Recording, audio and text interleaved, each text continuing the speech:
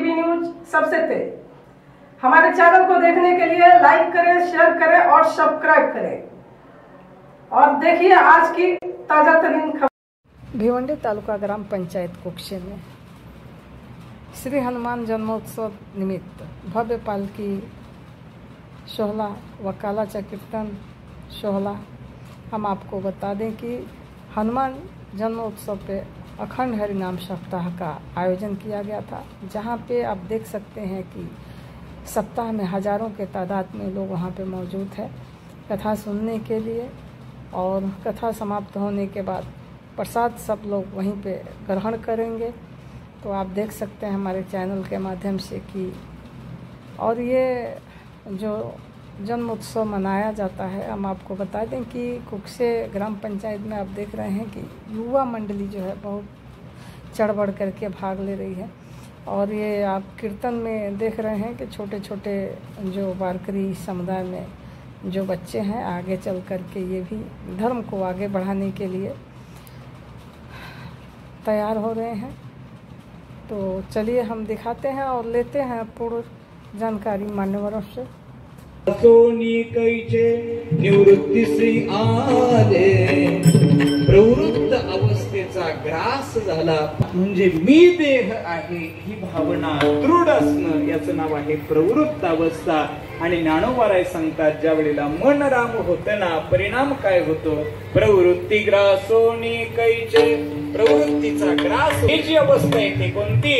निवृत्तीसी आले, निवृत्त अवस्था जीवनामध्ये येणं, याचा अर्थ मी परमात्म स्वरूप। मुखामध्ये एक सुंदर ओवी घालतात, ज्ञानोबाराय म्हणतात तू मन हे मीची करी, माझ्या भजनी प्रेम धरी। मग परिणाम काय होईल? सर्वत्र नमस्कारी मज एका ते, पण कधी? तू मन हे मीची करी, तुझं मन काय कर? मी स्वरूप कर, म्हणजेच परमात्मा। आणि एवढ्यावर थांबून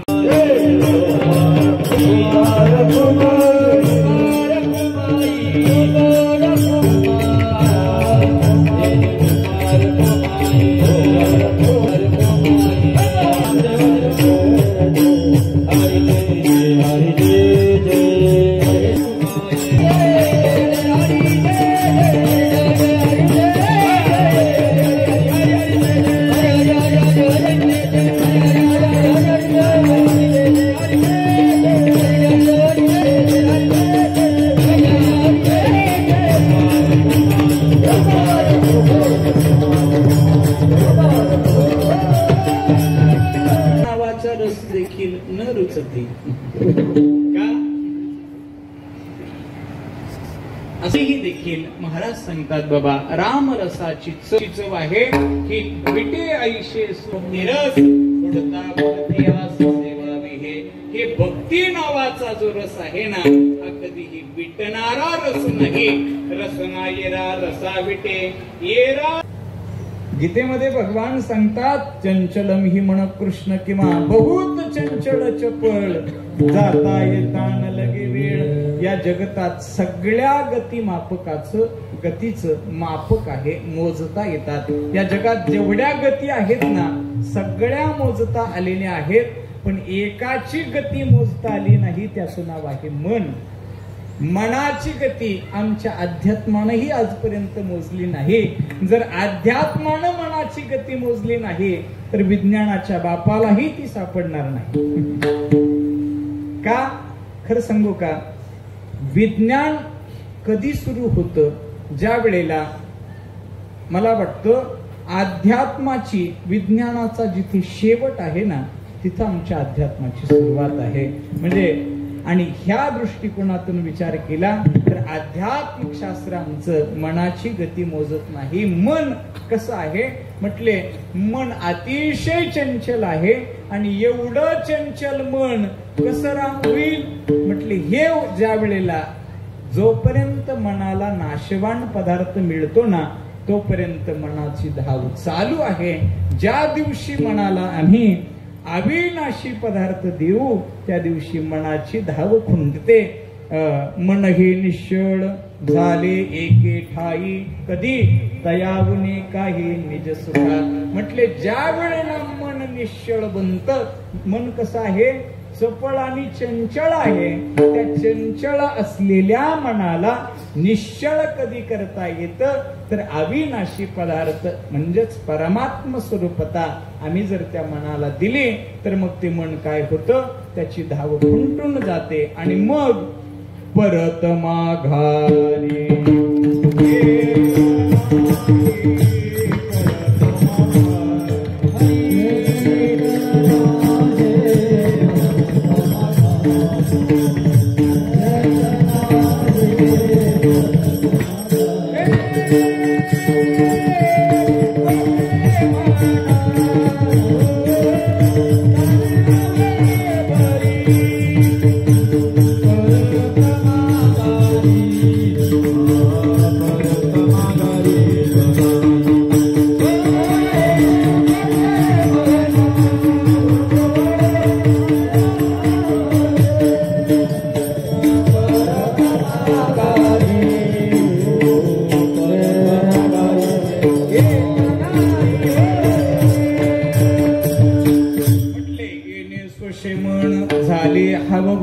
आता त्या मनाला जे ठिकाण मिळाले ना ते आता परत पाठीमागे जीव गेला तरी येऊ देत नाही. आता कोठे धावे म्हण तुमचे चरण देखील या, आता तुमचे चरण देखील या. आता मन कोठे धावे म्हटले, कोठेच न धावे. ते मन आता कुठेही धावू शकत नाही का. त्या मनाची धाव खुंटली. का खुंटली तर तो अविनाशी म्हणजे शेवटचं टोक का प्राप्त झालं.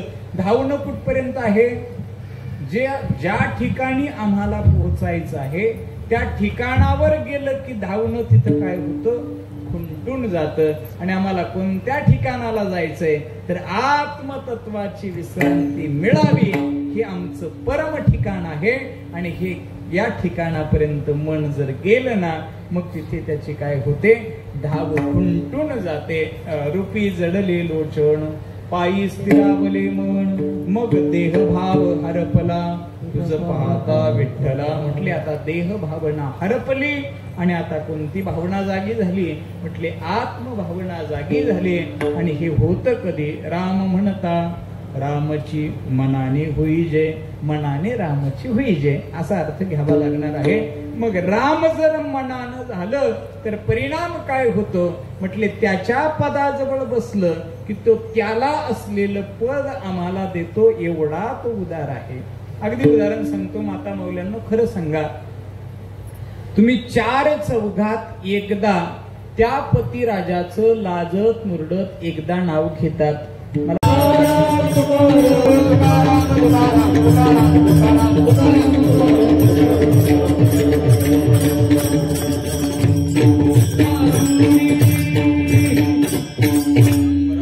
दुसऱ्या दिवसाची सेवा हरिभक्तपरायण समाधान महाराज त्यांच्या नावामध्येच समाधान आहे. आणि त्यांच्या वाणीतून आपण ऐकल्यानंतर आपल्याही कानावचनाची भेटी लाभ संस्थाची भेटी असं आपलं सुद्धा समाधान झाल्याशिवाय राहत नाही. तेव्हा त्यांचं वर्णन काय करावं, वारकरी शिक्षण संस्थेतून त्यांनी चांगल्या प्रकारे अभ्यास करून आणि बाहेर पडलेले आहेत. आणि महाराज तसे नाहीत तर गोसेवक आहेत. त्यांनी सांगितलं जवळजवळ 80 गायी त्यांच्याकडे आहेत. म्हणजे कुठून यांच्या तावडीतून कसं आहे, त्या तावडीतून सोडवलेल्या गायी त्यांच्याकडे आहेत. तेव्हा असं महाराजांचं जीवन आहे. आणि बघा वाणीमध्ये काय काय वर्णन करावं महाराज, वर्णन करण्याची आमची पात्रता नाही. तुमचं वर्णविषयाचं वर्णन करणं हे वर्णन करणाऱ्याच्या लायकीवर अवलंबून असतं. तेव्हा वाणीतले दोष आणि टाळल्याशिवाय वाणीमध्ये एवढी पवित्रता येत नाही. वा किती 12 दोष सांगितलेले आहेत, विरोध वाद बळू प्राणीपाप डाळू उपवास चळू वर्मस्पर्शू आटू वेगू विज्ञानू आशा शंका प्रतारणू हे संन्यासीने अवगुण देवाचे. हे वाणीचे दोष टाळून साच आणि मवाळ मिथुनी आणि रसाळ शब्द जैसे कल्लोळ अमृताचे मुखी अमृताची वाणी देवदेवाचे कारणी. तेव्हा असं आपल्याला जरी टाइम एवढा झाला तरी अजून असं वाटत होतं की काहीतरी 10 मिनिटं वाढवावी. पण जाणं त्यांनी तवची द्यावे अपकीर्ती जवळ अंगानं पवे तसं कीर्तनकाराने तोपर्यंत लोक उठत नाही तोपर्यंत कीर्तन आवरावं हे महाराजांनी केलेलं आहे.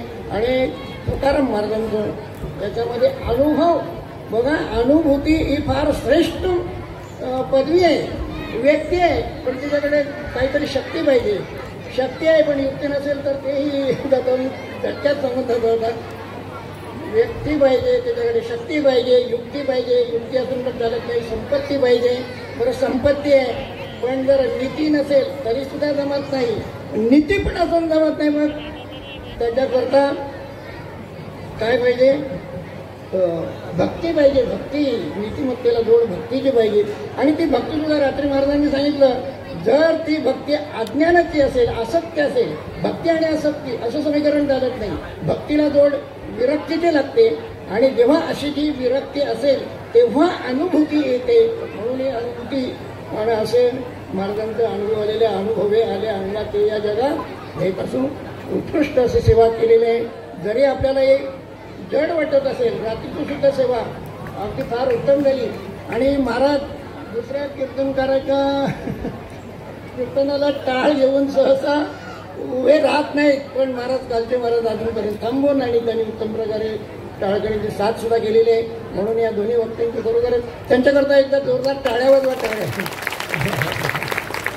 तेव्हा आम्ही हनुमंतरायाकडे प्रार्थना करतो की यांना उदंड आयुरारोग्य लाभो आणि त्यांच्याकडून समाजाची आणि संप्रदायाची सेवा अशीच घडावी ही हनुमंतरायांच्या चरणी प्रार्थना करतो. आणि आपण सुद्धा आपण शांतचित्ताने अगदी भरगच्च मंडप भरलेले आहे. या सर्व पंचकृषीतून सर्व मंडळी आलेले आहेत. आता तसे बरेच उदकाग्नी धान्य घाल्याकडे फार एका वेळी कामाने कीर्तना करता सुद्धा गायक पाहिजेत, वादक पाहिजेत. ते जर नसतील तर मग ब्रह्मरसाचं आपल्याला सेवन करता येत नाही. लावोनी मृदंग श्रुती टाळ घोष सेवू ब्रह्मरस आवडीनं. तेव्हा असं आपण ब्रह्मरसाचं रसपान केलेलं आहे. आणि आता आपल्या रसाचं आपण रसपान करणार आहोत रांगेमध्ये. आणि पहिली एक सूचना, अगोदर पाहुण्या मंडळींनी बसायचं आहे आणि ग्रामस्थांनी वाढायचं काम करायचं आहे औद्योगिक. तेव्हा प्रथम महाराजांचा सत्कार आणि आपले माजी सरपंच सभापतींना आम्ही हरिभक्त पारायण म्हणतो त्यांना. आता अगोदर पदी लावून देतो मग होतील ते. तेव्हा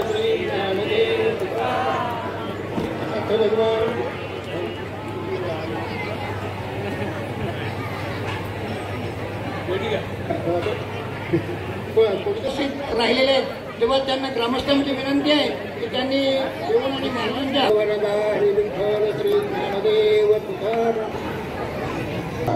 मारवाड़ी है तो आज हा इकडे आलो. माझं नाम हनुमान आहे. आज हनुमान उत्सव आहे, जन्मोत्सव आहे. तो मी स्वतःचा असं वाटतो की मी हनुमान आहे. हनुमानचं काम काही होतं काय, जे का त्याला आठवण दिलं ते तर लगेच काम करतो. ते मला ते मित्र आहे, ते मला काही काही काम बोलतो, मी लगेच त्यांचं काम करून देतो. नाही बोलतो नाही करतो. हा कामासाठी बोलले होतो 2 दिवस पहिले, नाही केलं. मला नाही बोललो तो, आता बोलले उद्या, आता काम झालं त्यांच्या. असं तो महाराजाचाच हा प्रवचन मी मराठीमध्ये ऐकलं पण मला सगळं समजलं, पण बोलू नाही शकतो. पण महाराजचा त्या प्रवचन दिला, आत्ममुग्ध होऊन मी 10-15 मिनिटसाठी आलो होतो, पण मला 1 तास कधी संपलं माहीत नाही पडलं. आणि हा गावात मी आलो तर असं वाटतं की मी माझ्या गावावर आलो. असं माझं गाव सोडलं आता गाव मी 10-15-20 वर्ष झाला माझं गाव दाखलं नाही मी.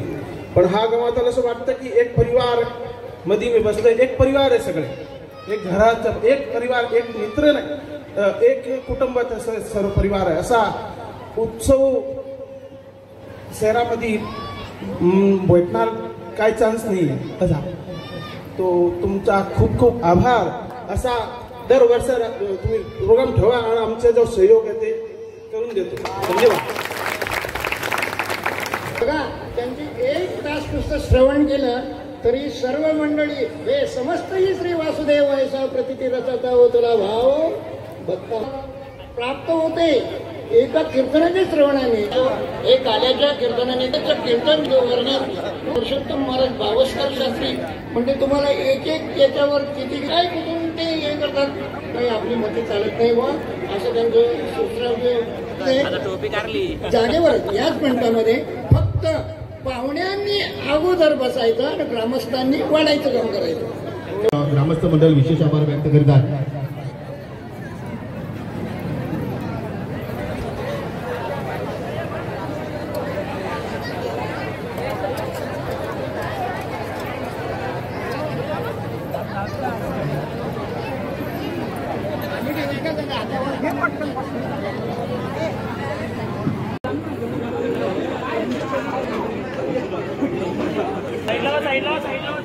चला सर्वांनी प्रचाराचा लाभ घ्यायचा आहे, परंतु सर्वांनी एका लाईन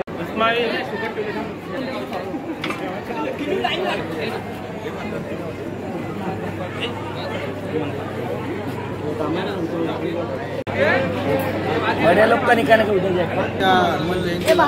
हनुमान जन्मोत्सवाला 38 वर्षे पूर्ण झालेली आहेत. एकदम हिलीमलीचे वातावरण म्हणजे आमचा हनुमान जयंती उत्सव साधा होत असतो. गेल्या 38 वर्षामध्ये आमच्या या हनुमान जन्मोत्सवाला कुठल्या प्रकारे गाडून लागलेलं नाही. आमच्या संपूर्ण गावातले तरुण असतील, वयस्कर असतील, राजकीय पुढारी नेते असतील, सरपंच सचिव असतील, हिलीमालीच्या वातावरणामध्ये आज हनुमान जन्मोत्सव मोठ्या उत्साहाने जल्लोषाने साजरा करत असतात. खरोखरच गावाचा एकोपा असल्या कारणामध्ये हा कार्यक्रम चांगल्या प्रकारे यशस्वी होत असतो आणि या कार्यक्रमाला प्रत्येक गावच्या नागरिकाचा हात लागला पाहिजे. जेव्हा आपली प्रत्येक श्राद्ध आहे, निव्वळ पैशासाठी आपण देवाची सेवा करत असतो आणि देवाचा हा वर्षातून कार्यक्रम येत असतो. खरोखरच आता पाटील यांच्या स्मरणार्थ त्यांचे सुपुत्र कुलदीप दत्तू पाटील यांच्याकडून 500 रुपयाची देणगी आलेली आहे. त्यांचा ग्रामस्थांच्या वतीनं विशेष आभार. आणि हा 3 दिवस सप्ताह होता आमचा. काल आमच्याकडे सप्ताह झाल्यानंतर कालचा कार्यक्रम होता, कीर्तन होता. आज संपूर्ण दिवस कार्यक्रम आहेत. आता पण कीर्तन झाला. आता उद्या सकाळी कालाचं कीर्तन होणार आहे. तरी ग्रामस्थांनी नम्र विनंती आहे, प्रत्येकाने कालाचा प्रसाद म्हणजे देवाचा एक जन्मोत्सवाचा प्रसाद मग प्रत्येकाने सेवन करायचं आहे. कारण आपण प्रत्येक दिवस खातं चालवलं आहे म्हणून एक दिवस उद्याचा दिवस पाळायचा आहे. म्हणजे तुम्हाला कोणाला अख्खा दिवस नसेल पाळायचा, अर्धा दिवस पाळा, पण आवर्जून या मंदिराच्या समोर या आणि काल्याच्या कीर्तनाने सेवन करा अशी ग्रामस्थांना कल्पना समजते. आणि ग्रामस्थांनी चांगल्या प्रकारे सहकार्य केल्यामुळे हा कार्यक्रम यशस्वी झालेला आहे. फक्त खर्च एवढेच आहे, तो जो कार्यक्रम वसूल झाला कीर्तनाचा त्याची प्रत्येक ग्रामस्थांनी नोंद घ्यायची आहे. कारण हा गावाचा कार्यक्रम आहे आणि गावाच्या कार्यक्रमासाठी प्रत्येक गावाने सहकार्य केला तरच तो कार्यक्रम यशस्वी होत असतो. अशी ग्रामस्थांना माझी नम्र विनंती आहे. आणि सर्व ग्रामस्थांचे मी मनापासून आभार मानतो आणि प्रत्येकाने सहभाग दिल्यामुळे आज हा कार्यक्रम यशस्वी झालेला आहे.